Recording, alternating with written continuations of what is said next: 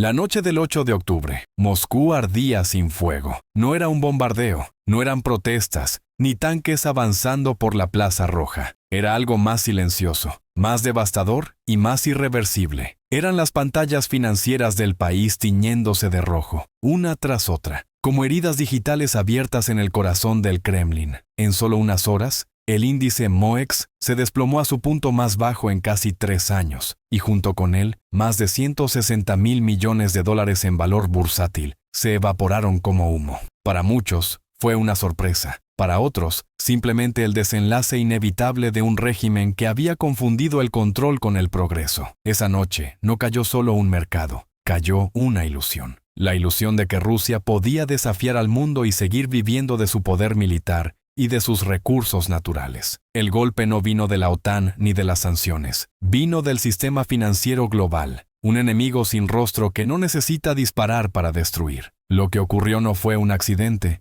ni una crisis de pánico. Fue un veredicto, un mensaje directo al corazón de Vladimir Putin. El mundo ya no cree en ti. Las cifras no mentían. El índice MOEX perdió un 4% en un solo día. Más de 1.3 billones de rublos en valor de mercado se borraron. Los gigantes energéticos como Gazprom y Rosneft se desplomaron, los bancos estatales se hundieron, y el rublo, símbolo del orgullo nacional, se desangraba frente al dólar y el yuan. Las oficinas de inversión extranjera cerraban posiciones a toda velocidad. Beijing, Londres, Nueva Delhi, incluso aliados históricos como Kazajistán, comenzaron a retirar capitales. No fue Occidente el que castigó a Rusia, fue el mundo entero el que dijo, ya es suficiente. Y es que, por décadas, la comunidad internacional toleró la corrupción, la opacidad y el autoritarismo del Kremlin, convencida de que los altos precios del petróleo justificarían cualquier riesgo.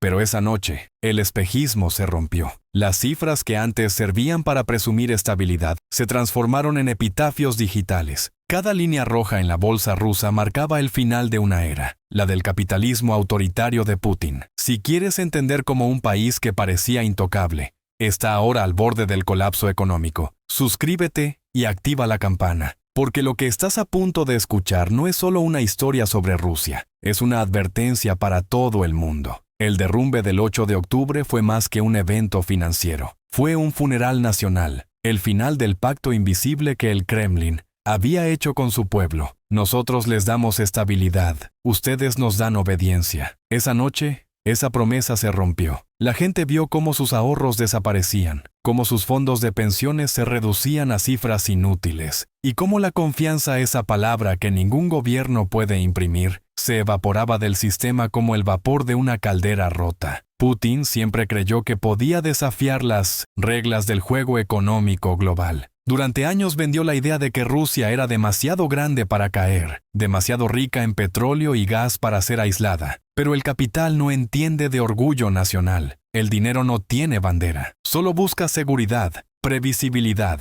confianza. Y eso, precisamente, fue lo que Rusia perdió. Los mercados internacionales no reaccionaron con sorpresa. En realidad, llevaban años esperando este momento. Desde la invasión a Ucrania, desde las sanciones que congelaron reservas, desde el robo de activos extranjeros bajo pretexto de defensa nacional. El Kremlin había cavado su propia tumba financiera. Lo del 8 de octubre fue simplemente la lápida cayendo. Para entender cómo se llegó a este punto, hay que mirar debajo de los rascacielos de Moscú, entre los cimientos corroídos del modelo ruso. Una economía que nunca fue libre, sino diseñada para servir a un solo propósito: mantener el poder de un hombre y de una élite. Durante más de 2 décadas, la estructura económica del país se construyó sobre 3 pilares envenenados: corrupción sistémica, erosión de la ley y dependencia oligárquica. En Rusia, el éxito empresarial nunca dependió de la innovación ni del mérito. Dependió de una llamada, de una conexión, de un favor dentro del Kremlin. Las reglas eran flexibles, los contratos opcionales, la justicia negociable. Las empresas prosperaban no por competir, sino por obedecer. Y mientras el petróleo seguía fluyendo, nadie cuestionaba nada. Los inversores internacionales sabían que el sistema era corrupto, pero mientras las ganancias fueran altas, la ética se podía posponer. Sin embargo, en 2014 todo cambió. Con la anexión de Crimea, Putin cruzó una línea que los mercados jamás perdonan, la del riesgo político irreversible. Las sanciones llegaron, sí, pero más que dañar físicamente a Rusia, hirieron su reputación. El capital global empezó a retirarse, discretamente, como quien abandona una casa antes de que se incendie. El dinero siempre anticipa el desastre, y esta vez no fue la excepción. Aquel fue el primer temblor. El segundo llegó con la invasión total a Ucrania años después. El mensaje de Putin fue claro y suicida. Rechazo la ley internacional, rechazo la estabilidad, rechazo la lógica. Y con esas palabras, firmó el principio del fin de su poder económico. Invertir en Rusia dejó de ser un riesgo calculado y se convirtió en una forma de suicidio financiero. Pero durante un breve instante, hubo esperanza. 2 meses antes del colapso, el Kremlin intentó venderle al mundo una ilusión, que se abriría una nueva era de cooperación con Washington, que se aliviarían las sanciones, que Rusia podría volver a los mercados globales. Los medios rusos y algunos internacionales amplificaron esa narrativa. El rublo se estabilizó, los indicadores repuntaron levemente, y Putin, en uno de sus gestos teatrales, habló de reconciliación. Esa ilusión duró poco. A comienzos de octubre, Washington rechazó cualquier acercamiento, acusó a Moscú de espionaje cibernético, y la retórica nuclear volvió a ocupar los titulares. Lo que vino después fue un efecto dominó. Los fondos soberanos comenzaron a retirar activos, los bancos internacionales cortaron líneas de crédito, y los seguros financieros, que protegían la deuda rusa, se dispararon a niveles de default. El 8 de octubre fue simplemente la explosión final. En cuestión de horas, el sistema financiero de Rusia quedó paralizado. Los principales bancos perdieron entre 4% y 6% de su valor. Aeroflot cayó más del 5%. Los corredores de bolsa describían la jornada como una orden de evacuación global. No se trataba de especulación, era pánico puro. El mensaje fue inequívoco. La era de hacer negocios con Rusia había terminado. Incluso los aliados más pragmáticos, como China e India, comenzaron a tomar distancia. Pekín, que había sido uno de los pilares de la economía rusa durante los años de sanciones, empezó a liquidar posiciones de manera silenciosa. Y cuando China se aleja, el resto del mundo entiende que el juego ha terminado. ¿Por qué ocurrió esto? Porque ya no era una cuestión de ganancias, era una cuestión de supervivencia. Ningún inversor quería ser el último atrapado dentro de una economía que se desmoronaba. Los oligarcas más ricos ya habían trasladado sus fortunas a Dubái, a Suiza, a Singapur. Los que quedaron fueron los ciudadanos comunes, los profesores, los médicos, los trabajadores. Ellos pagaron el precio. En una sola noche, sus ahorros se convirtieron en polvo. Pero más allá del drama financiero, lo que colapsó fue el contrato social. Durante 2 décadas, el Kremlin había vendido una idea simple. Nosotros te protegemos, tú no preguntas. Esa ecuación, que mantenía la estabilidad interna, dependía de una sola cosa: la confianza en que el Estado siempre podría garantizar bienestar. El 8 de octubre, esa confianza murió. Y cuando la confianza muere, ningún régimen sobrevive. Esa noche, mientras los medios estatales intentaban controlar la narrativa, millones de rusos revisaban en sus teléfonos los números en rojo. Algunos creían que era un sabotaje occidental, otros que era una maniobra temporal. Pero la verdad, cruda y simple, era que el sistema económico ruso se había quedado sin oxígeno. La guerra en Ucrania había drenado recursos, las sanciones habían cerrado los canales de crédito, y la corrupción había devorado los fondos de emergencia. El Estado ya no tenía cómo sostener su propia maquinaria. Y lo más grave, el aparato de propaganda ya no podía esconderlo. Las cifras eran visibles, las pantallas no mentían. Lo que siguió fue el reflejo desesperado de un poder que se ahoga.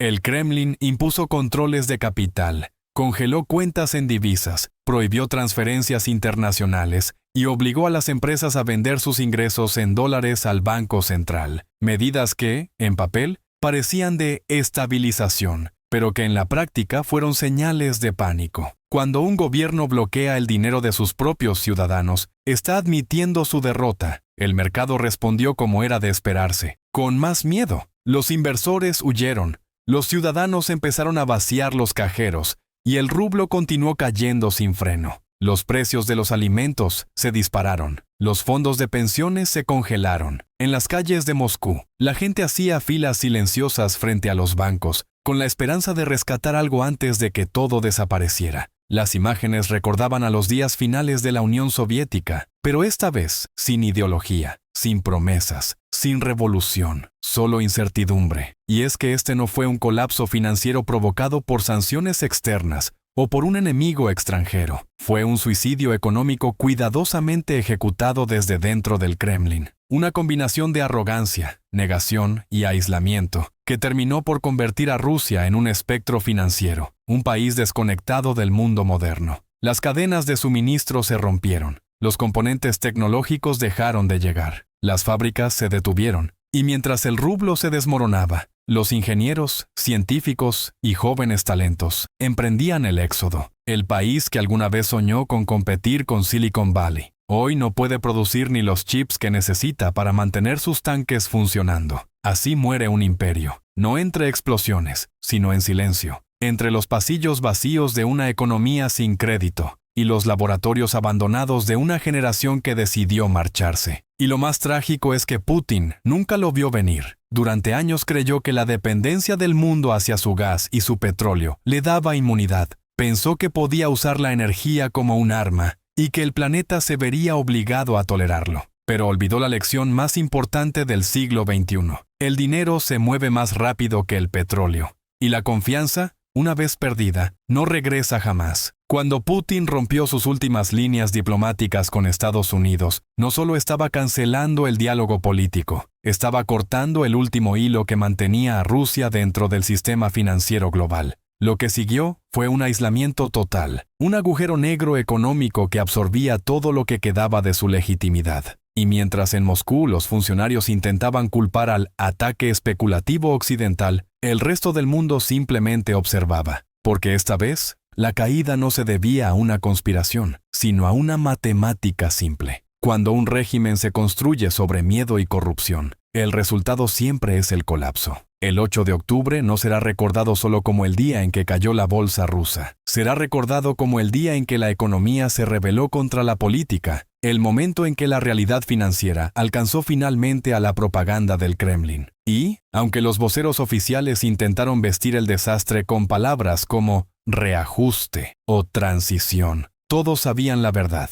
La era de Putin había entrado en su fase terminal. Tras el colapso de octubre, el Kremlin intentó aparentar calma. Putin apareció en televisión con el gesto contenido, hablando de fluctuaciones normales del mercado y de una conspiración extranjera para desestabilizar a Rusia. Pero ni él mismo parecía creer sus palabras. La cámara lo mostraba tenso, sin el tono triunfal de otras épocas. Era la voz de un hombre que empezaba a comprender que su control ya no servía frente a una fuerza que ni la propaganda ni los tanques podían dominar: la desconfianza. Mientras tanto, en las calles, la realidad se imponía. Los precios de los alimentos se disparaban día tras día, los medicamentos escaseaban, y las fábricas reducían turnos o cerraban por completo. El rublo, una moneda que el Kremlin intentó sostener a base de controles y patriotismo, se desplomaba cada semana, y con él se hundía también la moral de un pueblo que durante 2 décadas había aceptado el sacrificio a cambio de una falsa estabilidad.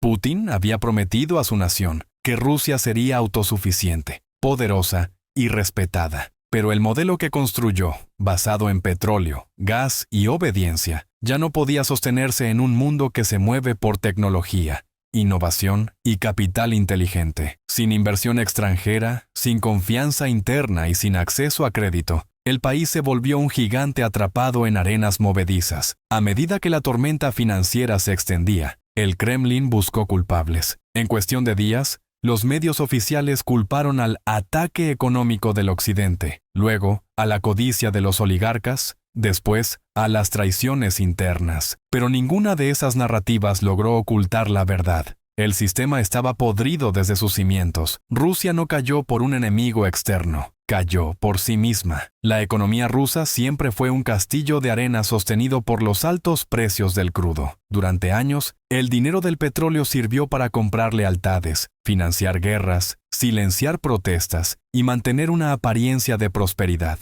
Pero cuando los mercados energéticos comenzaron a cambiar, Cuando la transición global hacia energías limpias redujo la dependencia del gas ruso, el castillo empezó a desmoronarse. Y cuando la guerra en Ucrania estalló, todo se aceleró. Las sanciones no solo congelaron activos rusos en bancos internacionales, también bloquearon el acceso a piezas tecnológicas esenciales, microchips, ópticas de precisión, maquinaria industrial. Sin esos componentes, la capacidad productiva rusa se paralizó. Los misiles no podían fabricarse, las refinerías no podían modernizarse, y las fábricas automotrices se quedaron sin sistemas electrónicos. De pronto, el país que se jactaba de ser una potencia industrial tuvo que recurrir a la importación clandestina de componentes desde Turquía o Irán, muchas veces a precios exorbitantes y con una calidad muy inferior. Lo que era una economía de escala se convirtió en una economía de supervivencia. Las sanciones hicieron daño, sí, pero lo que realmente asfixió al sistema fue el colapso de la confianza. Los bancos rusos, aislados del sistema SWIFT,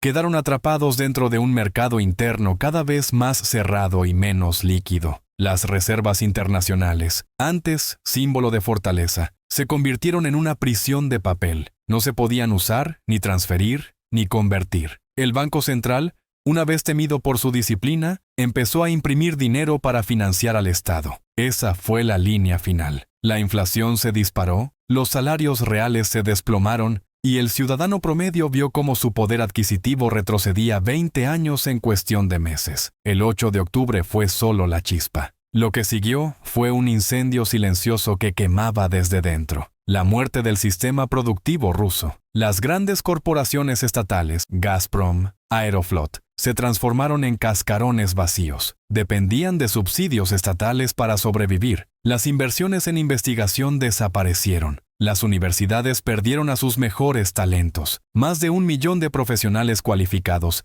emigraron entre 2022 y 2025. Ingenieros, programadores, científicos, médicos, todos los que podían escapar lo hicieron. Rusia no solo perdió dinero, perdió su futuro. Si te está pareciendo increíble cómo una potencia puede desmoronarse sin una sola bomba, deja un me gusta y comenta qué crees que será lo próximo. ¿Resurgirá Rusia? ¿O este es el principio del fin de su imperio? Con el tiempo, la crisis dejó de ser financiera y se convirtió en existencial. Sin capital externo y sin innovación, el Estado ruso comenzó a devorarse a sí mismo. Los ingresos por exportaciones de gas y petróleo se destinaron casi por completo a mantener la maquinaria militar. Los fondos de pensiones fueron saqueados para financiar el presupuesto de defensa. Los hospitales redujeron personal, las escuelas cerraron, y las provincias más pobres se convirtieron en zonas de abandono. La guerra económica total, que Putin juró resistir, se había convertido en una guerra contra su propio pueblo.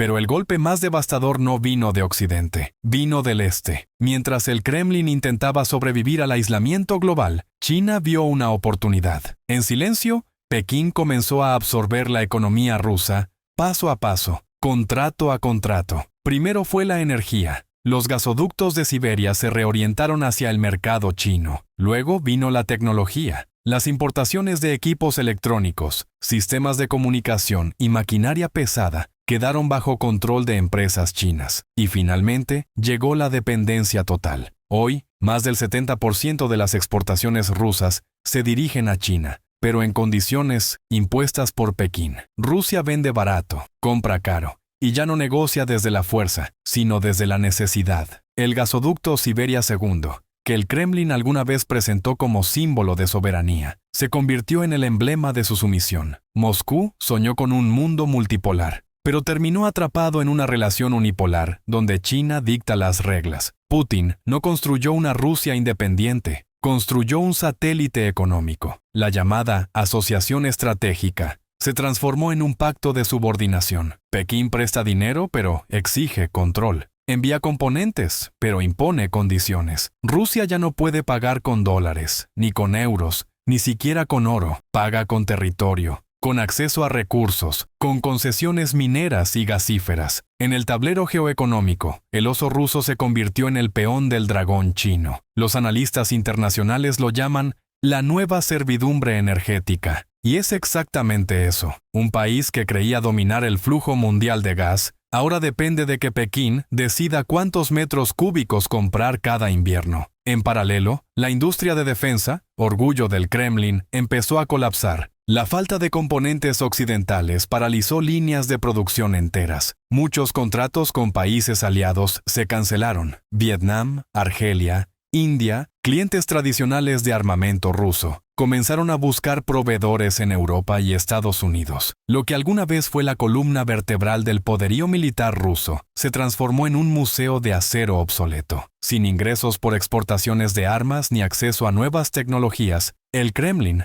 tuvo que recurrir a préstamos encubiertos de China. Préstamos que, aunque disfrazados de cooperación, son en realidad una trampa. Cada yuan que entra a Moscú llega con una condición: más dependencia. Y mientras la élite rusa intenta mantener las apariencias, las consecuencias sociales se vuelven imposibles de ocultar. La clase media, que alguna vez representó la esperanza de modernización, desapareció. El desempleo real, ocultado por las estadísticas oficiales, alcanza niveles récord. Los jóvenes, sin futuro, emigran en masa. La fuga de cerebros es ahora una fuga generacional. En las regiones rurales, los subsidios se evaporaron. En las grandes ciudades, la represión aumentó. La economía ya no tiene capacidad para sostener ni siquiera el aparato represivo. Los salarios del ejército y de la policía se retrasan. Las protestas crecen. Y aunque los medios estatales intentan silenciarlo, el rumor de la desobediencia se extiende. En ese contexto, el Kremlin intenta un último truco: volver a vender la narrativa del asedio externo. Putin repite que Rusia está defendiendo su soberanía frente al imperialismo occidental.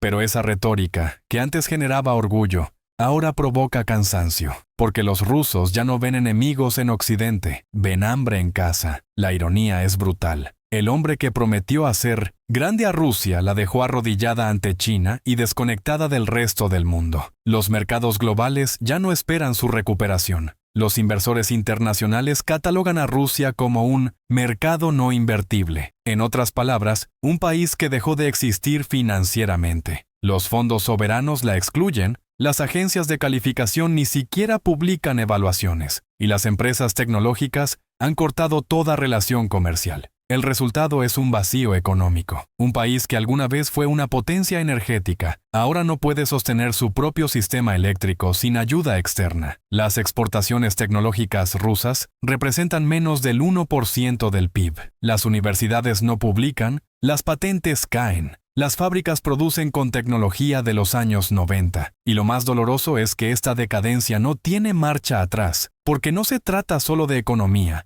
sino de confianza, y la confianza no se reconstruye a golpes de decreto. En 2025, mientras el rublo se desploma por debajo de cualquier mínimo histórico y los ahorros se esfuman, la población comienza a comprender que el problema no era Occidente, ni las sanciones, ni la guerra. El problema era interno, un sistema que eligió el control sobre la competencia, la represión sobre la innovación y la mentira sobre la verdad. Si llegaste hasta aquí, cuéntame en los comentarios si crees que Putin logrará salvar su régimen o si estamos viendo el principio del fin. Suscríbete, porque en el próximo episodio vamos a analizar el nuevo mapa del poder. ¿Quién gana? ¿Quién pierde? ¿Y qué viene después de la caída del gigante ruso? Hoy, el Kremlin sigue intentando proyectar fuerza, pero el mundo ya no escucha. Lo que queda es un país desconectado, una economía congelada y una población atrapada entre la nostalgia del pasado y el miedo al futuro. El 8 de octubre será recordado como algo más que un colapso financiero. Será recordado como la noche en que la economía rusa dejó de ser una economía y se convirtió en una advertencia. Una advertencia para todos los regímenes que creen que pueden desafiar las leyes de la confianza, que pueden controlar la riqueza sin libertad